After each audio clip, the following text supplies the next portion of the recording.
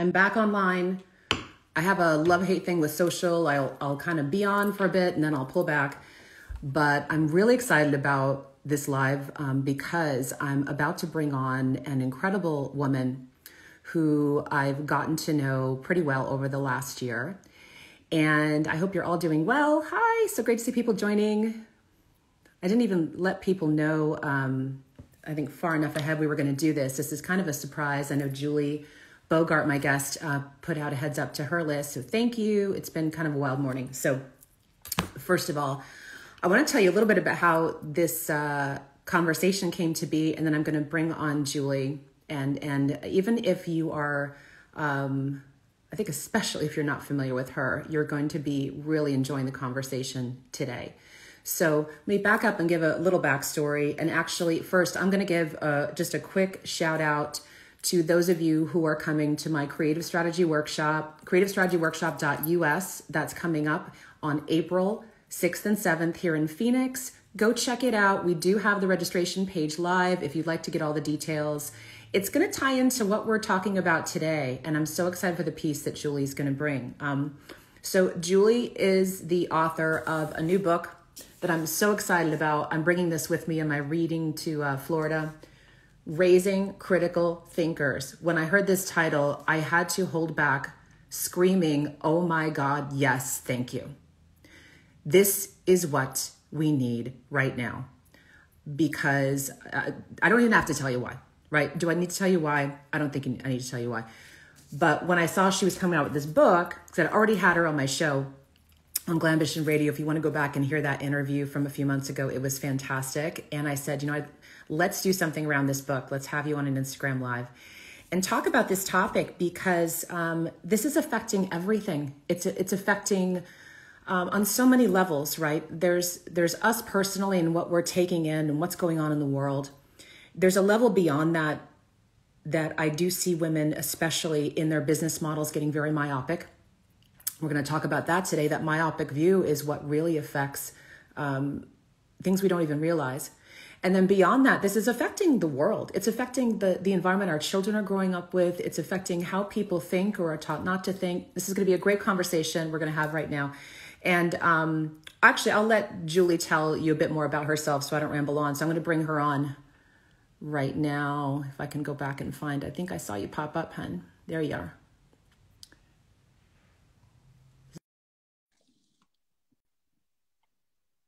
I think she's, okay, here we go.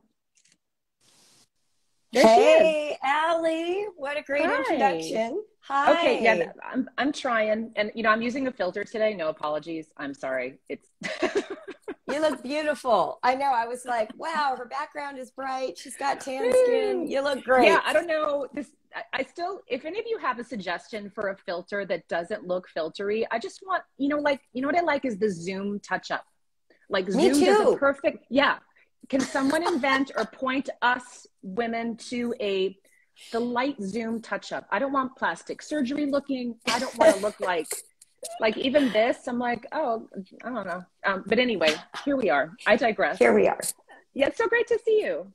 Likewise. Thanks for having me. I love the ideas that you want to talk about today. I feel like they're right up my alley, and even a slight pivot from what I usually get to talk about. So let's do it. Yeah. And I loved, so I first learned of you through a past client of mine. She's become a friend I really look up to when I want homeschooling advice. Her name's Jenny Fennig. Forgot to even tell her we're doing this. So Jenny, hi, if you're, watch it later. And started following you, for the information for the kids, mostly in the beginning. And that's when I discovered Brave Learner, Brave Writer, just everything that you did. And as I dug into it, when you first get into this homeschool world, you're just diving into everything. I mean, I don't care what perspective they had or whatever, I'm just, putting it all together. And then we pieced together our own kind of plan. But I kept coming back to you because I'm like, this woman also makes sense. And she has like a really good, I felt, bird's eye view of things. And how you brought that to education for me, it really stood out to me. And then when I learned more about your book coming up, I'm like, we have to have this conversation because my big thing right now is creativity for business owners, because I think they're getting too myopic. And Yep. I'll hold up the book again just to show this is Julie's new book coming out, Raising Critical Thinkers. And excited to dive into this. You want to tell a little bit about your backstory for the people watching this who may not be familiar Sure. with you and your work? Yeah. So I'm a mother of 5 kids. They're all grown now. I have a granddaughter and 2 more grandkids on the way. My kids live all over the world, including places like Thailand and Mexico. They're gainfully employed. They have relationships. Like it all worked out. Sometimes think if you're homeschooling, you just want to know, okay, it's possible and it can turn out well. But I started my company in January of 2000, and my company is called Brave Writer. My goal at the time was to help parents become effective writing coaches that help their kids not just write accurately, but to have access to their own real thoughts, self-expression that was rooted in the integrity of who these kids actually are. And so I built this little kitchen table business. I literally, the biggest investment I made when I started was to move from dial up to cable connection. And I remember debating the merits. Do you remember Could that? we justify the expense? And today the it's $100 a 22 month, years. the big Yeah, right, exactly. And now it's 22 years later, and we have 50 employees, and we've served families in 191 countries. And you know, we have multiple hundreds of publications. We've been doing this work, teaching classes online. And I share that because I know your audience. Someone asked me on a podcast, an entrepreneur this morning, what is the key idea that you would want an entrepreneur to know that helps them go from kitchen table to actually having a successful business? And it's so germane to the topic of my book. And it's this, it's having insight. It's having insight. It's not slick photos. It's not a better website design. It's actually speaking to the transformational quality that you bring to whatever industry you're in. It's not being better than people. It's actually having their attention. You say something that calls them out of their habits of thought. If you can do that in your industry, you are much more likely to develop a following. If all you're doing is having a better price or having better quality or having better offerings, that is like everybody else. That is the key strategy. So when you said creativity and critical thinking, for me, those intersect at insight. Yeah, so exciting. So, you know, a book's not a small project. What made this topic, especially for you, the critical thinking, timely, important, kind of really part of the impact you wanted to leave? Yeah, interestingly, this is the first book I wanted to write. But when I met with my agent, she really convinced me to start with The Brave Learner, which was the exact right decision. But the reason I say that is I've been thinking about these ideas for nearly 30 years, like from the dawn of the internet. And that really is where it started for me. You know, before the internet, I, like all of us, had in-person relationships. And those in-person relationships, I was a mom with small children. We'd have park days, we'd go to church, we'd do activities together. And even if we disagreed on things, there was sort of a forced politeness, right? Like we knew that there were certain topics not to push on, or if we shared something, we were careful in how we expressed it. There was sort of a quality of respectfulness, maybe not always depth, but there was certainly a respect that we didn't want to injure each other's feelings or trespass on a sacredly held belief. So when the internet opened, homeschooling mothers, I always say they were the first ones through the doors. We were lonely, we were isolated, we wanted support from each other. And we got online, and initially in the spaces I was in, these were heterosexual, mostly married, stay-at-home moms, similar religious and political persuasion. So I thought there'd be a lot of overlap and agreement. And in a lot of ways there was. But it was startling to discover that we could get pretty hostile over things like paper versus cloth diapers, or whether or not OxyClean actually cleans and is good for the environment, or this was in the group, right? This was online. These were in these discussion boards online, right? And then we would get in these email lists where we're discussing curricula, and you would think that we were dealing with like the nuclear codes, right? Like the level of commitment to being right was so strong. When you add in religion and politics, suddenly the gloves were off. People were calling each other names. It was like before we even knew the word trolling, we were trolling each other, right? Like there was just this, and it fascinated me. It also troubled me. I felt immediately attacked and defensive and all the things, you know. I'd wake up in the morning still thinking about the post last night and keyboard warrioring and telling my kids they can watch and TV because I've got to answer this. If I had moved the comma, would they have understood it differently? Do you ever do that to yourself? Yes. All of those things. And then also like, wait a minute, we were just chatting and joking last week. Why is she attacking me now over, you know, something like what age my child gets baptized? Like it was startling to me. So I became fascinated with what forms our loyalty to our thoughts. And that's really the genesis of critical thinking. Why am I so loyal to my habit of thinking, to the beliefs that I hold dear? And that led me into grad school. It led me down a long rabbit trail of research. And the bottom line is this: most of our loyalty is to our people.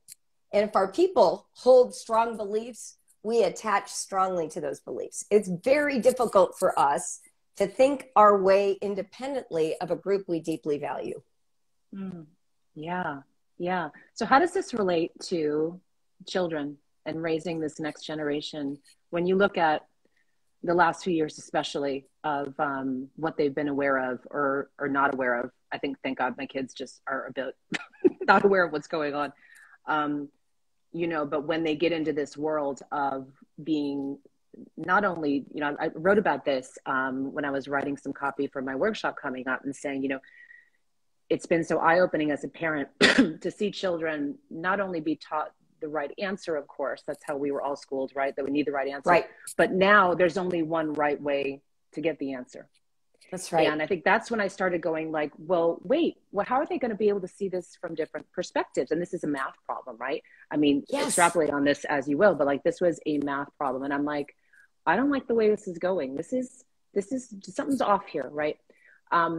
So tell me about, for children especially, you know, what are some things you share in the book? What are some things that you feel are things that we could be doing right now in conversations with our kids?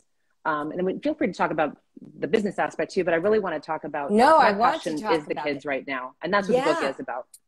It is. That's the core of the book. So let's just begin with the idea that a parent is raising a child.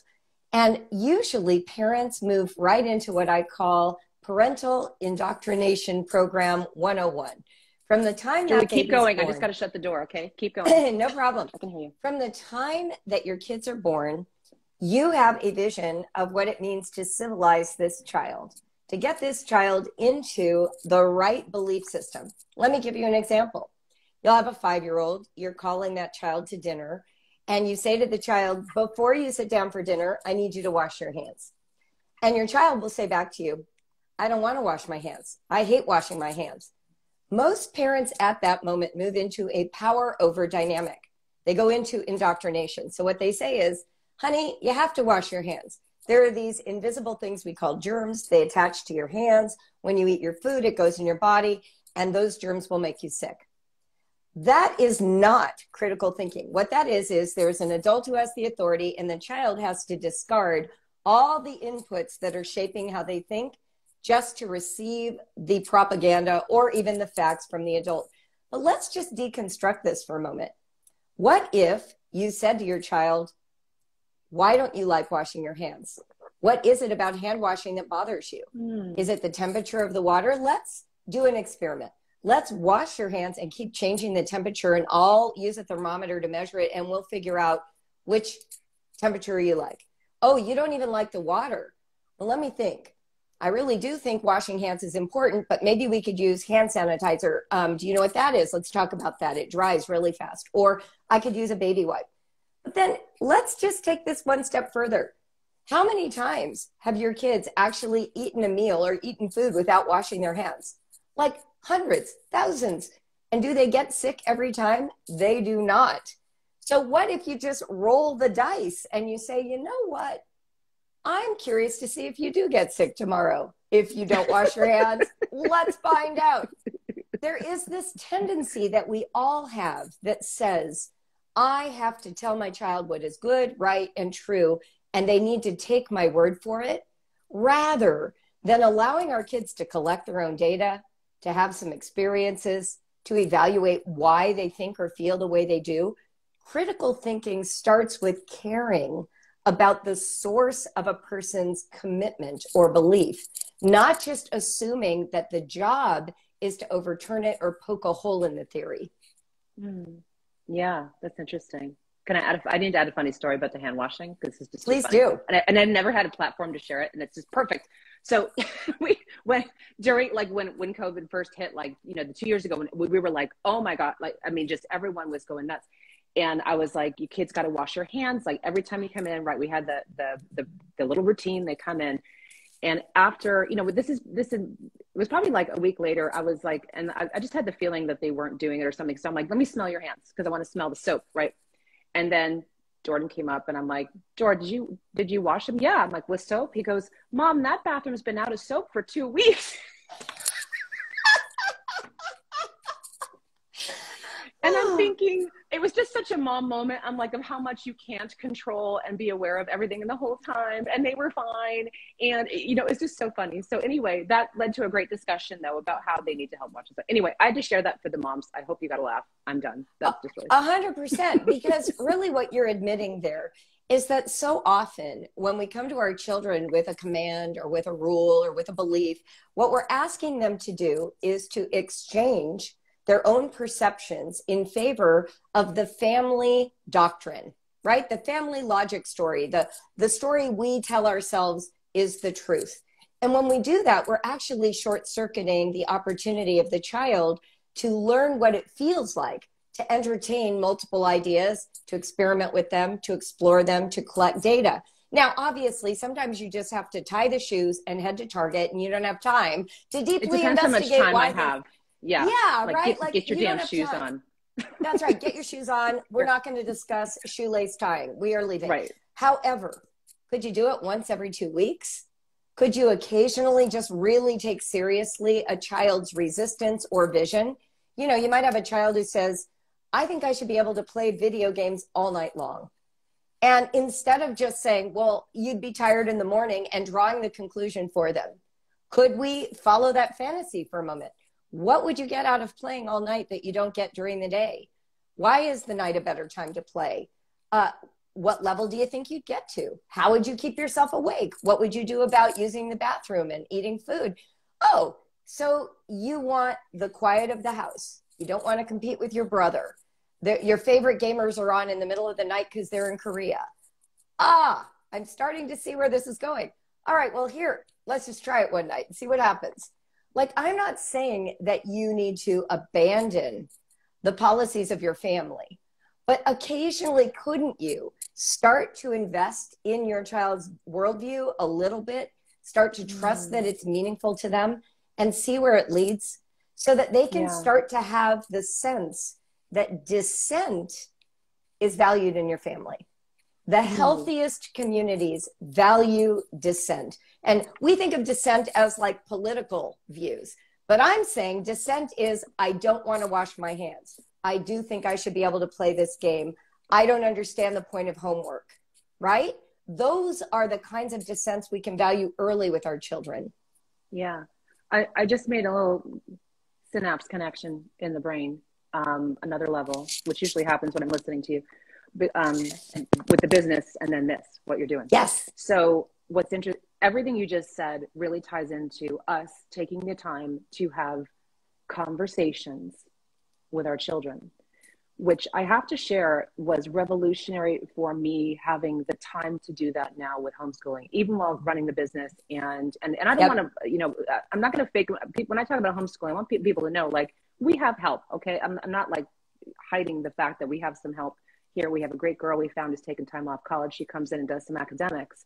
Nice. But I want to do the part I can't that no one else can do. And that's these conversations with the kids. And so having more of that time has been, I really value that just so much more because the questions that come up, how we have the time to talk through things, like you said, there are those mornings you're like, put the iPad away, get your shoes on, and then there's other ones where we're able to have a really interesting conversation on things and the world. And so the connection I made beyond that was what I've noticed now in person, especially with the entrepreneurs that I work with, is there's no substitute for that but in person. Like, because the conversations that are happening behind the closed doors, when I say, listen, I'm not recording this, like we're going to have just an actual honest God meeting, like we're all getting together. And the conversations that happen are extraordinary. So I just kind of wanted to connect that for everybody. And it's interesting that, you know, everything you just shared is really taking that time to dialogue with the kids versus I think a lot of us grew up in, well, it sounds like you had like a great, I mean, my childhood wasn't, my mom's probably watching. My childhood was fine, Mom. It's fine. But that generation, a lot of it was that authoritative parenting. You know what I mean? And I remember having nice chats, but like now it's so different. It's so magical. It's the magical part of it. I think for both my family and the clients I work with is these conversations. And to not be afraid of where the conversation goes. You know, there was a time in my life when I was quite ideologically driven and very afraid to think outside the frame of reference I'd been told was the absolute truth. There was a moment, the internet, I blame it for everything, exposed me to this diversity of thought around these ideas that were troubling to me. And I felt like I really needed to chase it down. But I discovered in my own family, my marriage at the time, that it was seen as threatening. And so this is an example of knowing that you are not in a community that is safe for dissent.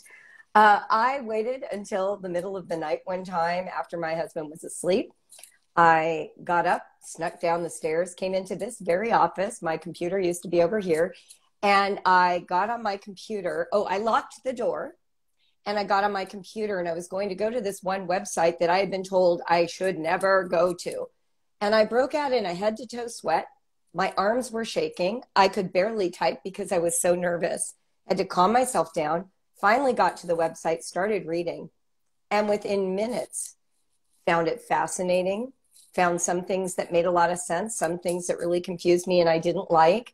And I just sat in the middle of the night with my own reactions to this information that I had been told was too dangerous to even read. Can you imagine that there's something you're not allowed to read and you're a full-grown adult?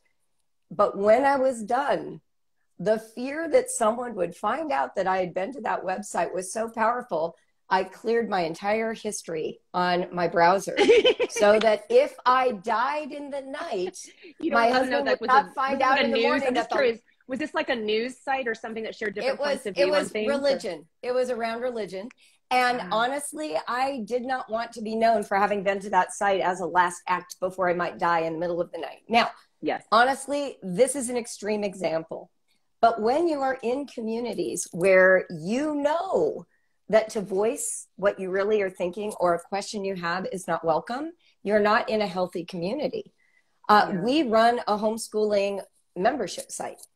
And anyone is allowed to do any kind of educational choice in that space, even though it was originally created for homeschoolers. And we welcome people who even say things to me like, I tried this product you designed and it's not working for my child. We take them seriously. Oh, I want to learn what's not working for you. I want to imagine alternatives. I want to be aware of our limited view that did not meet your needs. I think what we usually do is we double down and we blame the person with dissent. Well, you haven't read the right things. If you just knew my sources of authority, you would agree with me about this political issue. We can't trust your source of authority because they're terrible people. That does not take the fullness of the person into account, and it doesn't create connection. When we prioritize being right, we actually eliminate the capacity for intimacy. Intimacy is the result, the fruit, of actually valuing a person as they are, not as you need them to be in order to like them. And anyone who's married knows this because people change over the decades. And literally, if you are only married because you have all the same ideas, you'll be in a divorce at some point because one person is going to grow away from those initial ideas. So part of what I'm arguing for here with your children and your communities is the right to change your mind, to think differently, to ask taboo questions, and to still be held, loved, and known. What things do you recommend in the book for parents to start doing? You know, the questioning was a great example, or turning a directive into a conversation. Yeah, one of the practices, Yeah, one of the practices is in the Brave Learner, and I recap it in Raising Critical Thinkers because it's so easy to implement. Basically, it's this: get a stack of Post-it notes, and for a week, any question your child asks, child or teen, write it on a Post-it note and stick it on your sliding glass door or a whiteboard, whatever you have in the kitchen area where kids always are. And just don't answer the question. Now, these questions can be anything. It can be things like, what is a black hole? But it can also be, why did mom give Billy the blue toothbrush when she knew I wanted it, right? Like, it can be any kind of question. And when your child asks the question, say, ooh, it's a really good one. I'm going to jot it down and stick it on this wall, and we'll talk about it on Sunday over dinner, right? Like, just put some distance between the question being asked and discussing it. You might at breakfast even glance up at the wall and just read some of those questions to your kids. These are great. You can give a pen to your kids who know how to write. They can just start adding their own questions. And then finally, on that Sunday night over dinner, start peeling them down, bring the iPad or the laptop to the table and discuss them.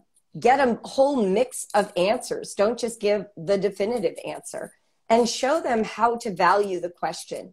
You'll be amazed if you don't answer them, they will keep thinking about them. And that's what leads to good thinking. It's ruminating, not just deciding really quickly the way social media or a test require us to.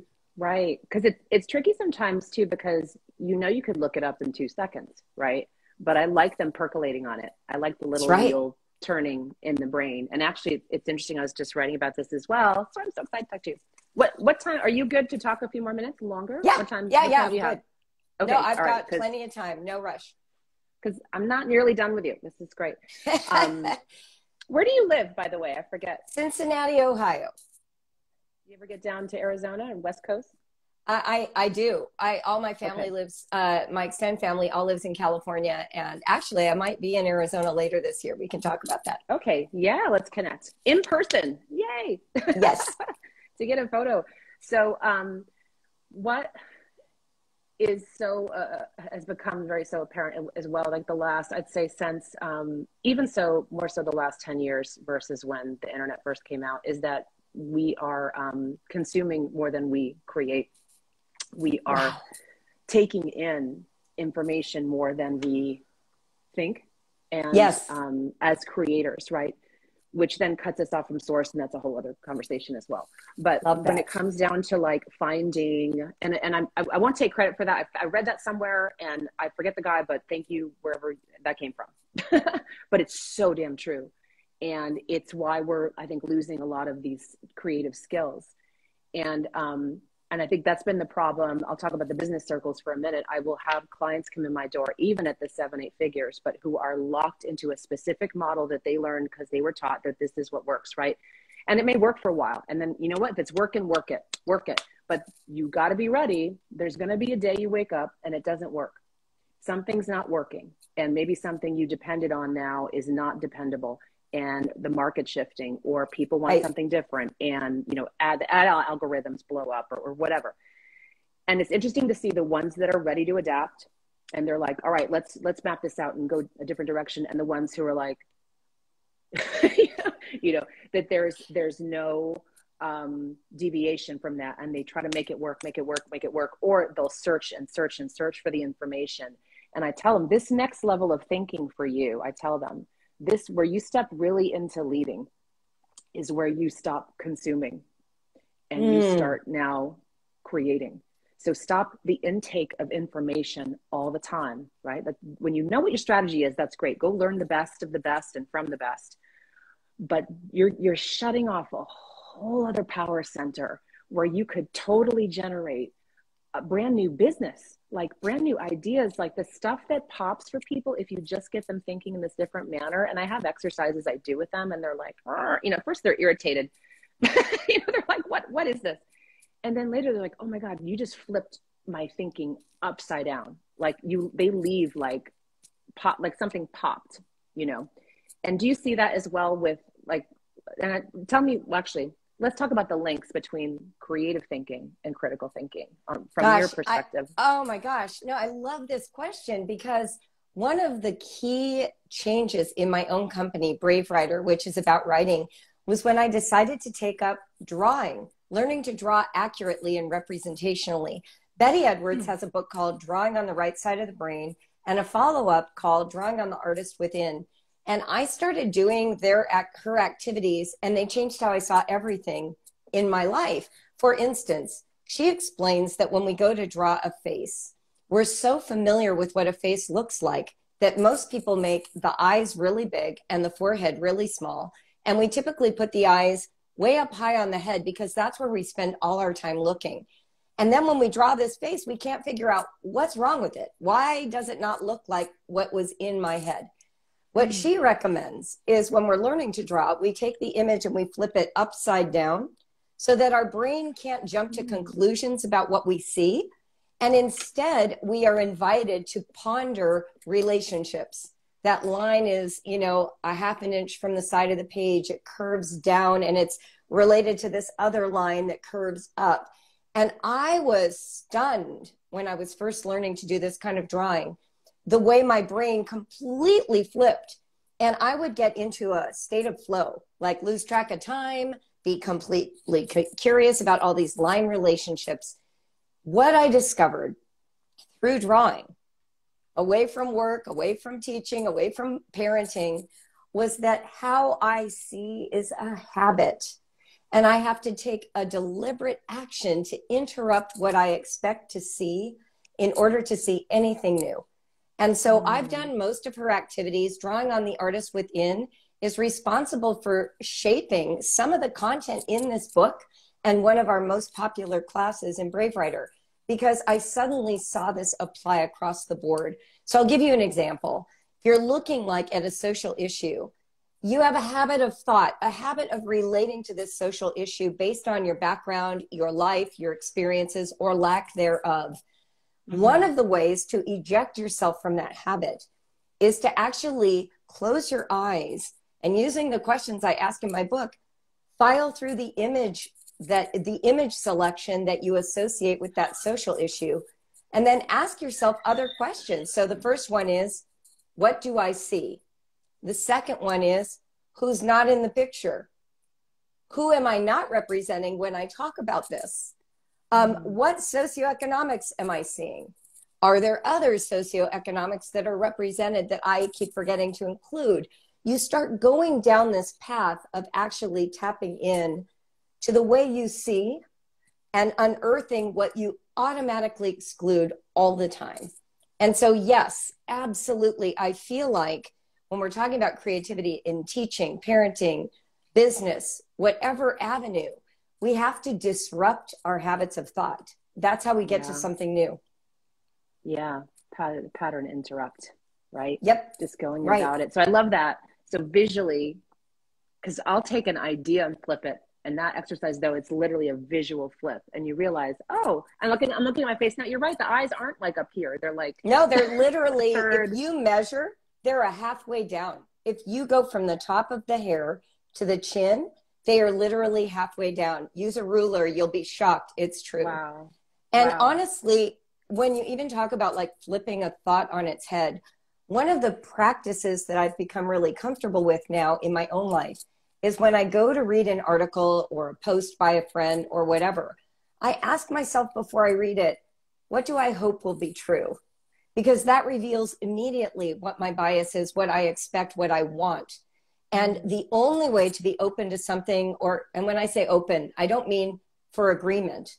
I mean being interested, fascinated, curious about.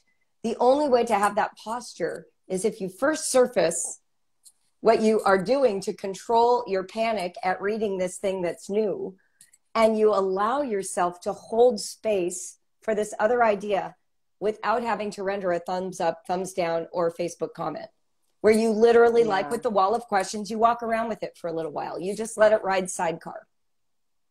Why do we have that visceral reaction, almost like our whole body goes, you know, when we know we're going to read something that we disagree with, or when we know that's coming? Like, is that from DNA tribal days, right? We get kicked out for dissenting opinions. Yeah, I mean, yes, absolutely. There is sort of a community identity that we form around our beliefs, and the loyalty that we experience reciprocates to being close and included and valued. But I will take it just this one step further. Part of it is a leftover habit from school. We've been trained to believe that there is a single right answer, that an authority has it, and if we just declare it, everyone will see it.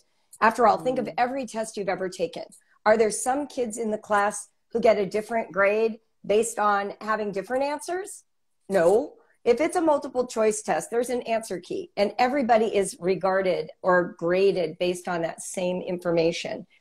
To expand to include others, to value dissent, means that I am putting at risk the beautiful vision of life that I think my beliefs give me.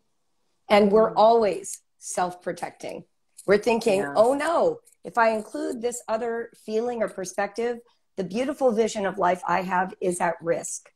A great question to ask someone in your family that you really strongly disagree with isn't to bring in like typical critical thinking questions like, well, who's your source? And how do you know that's true? And have you double checked that study? Like that goes nowhere. Check that. Yep. That goes nowhere. Here's what you can say instead to, your dad who thinks completely different than you politically. Say, I'm curious. What is your vision of America that protects a beautiful life for all of us? Share with me how the views you have create this beautiful vision. It completely shifts the energy of the conversation because now they're going to tell you a story. They're going to reveal their attachments and alignments. Wow. They're going to show you who they value. And you're able to say even back to that person, wow, no wonder you're so attached. I mean, this is a pretty powerful story you're telling. I see why it's valuable to you. Yeah. I actually have my own way of looking at the world that makes me feel like it protects mine. I can see that we both have that in common. We're trying to protect a really wonderful view of the world and start there. Now, it doesn't mean that you're going to ever find common ground, ever agree. Some people have such a low tolerance for dissent that you cannot even get near the conversation. But it also means you'll never be intimate.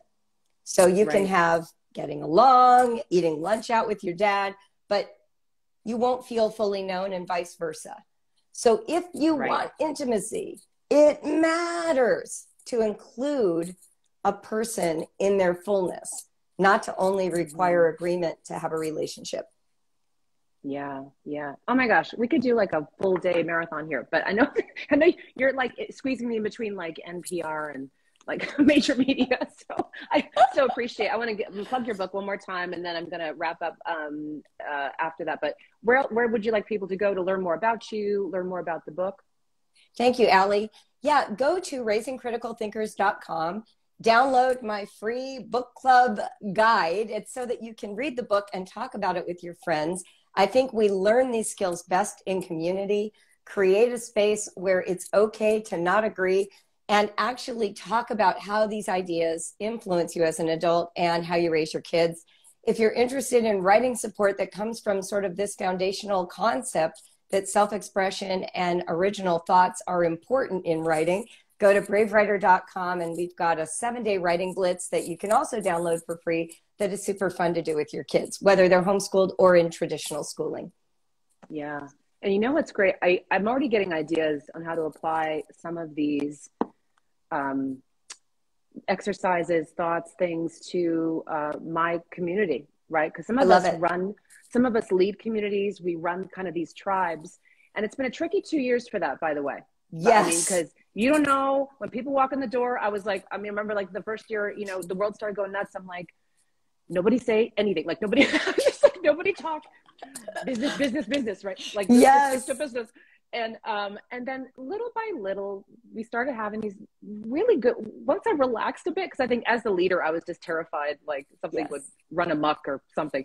And because I knew we had very, very, very different women in there. And that's what I love. Like I love the diversity of the women in there. Everything from their views to colors, shapes, ages, backgrounds, just everything. And once, it's interesting because some of these things I think will be really great to pop as exercises even, when appropriate, when things come up. So, and I may, I'll be giving this a big shout out at my workshop coming up April 6th and 7th. Creative strategy workshop. I don't have something to hold for it, so I printed something because I don't have a book. There. Perfect. Yeah. Creative strategy workshop.us. with me. And if you like some of the ideas you talked about today and you run a business and you want to come like pop, flip, disrupt your thinking, go check it out. creativestrategyworkshop.us. We have like no more than 50 women in this room. Guys are invited to this one too, by the way. We're open with this one. And we just do incredible exercises, really flip your thinking. People walked out of their last time a few years ago going like, wow, that shifted me. So check it out. Julie, thank you so much. We'll stay in touch. We will. Thank you, Allie. Great conversation. Bye. Thanks for joining us, everyone. Bye, everyone.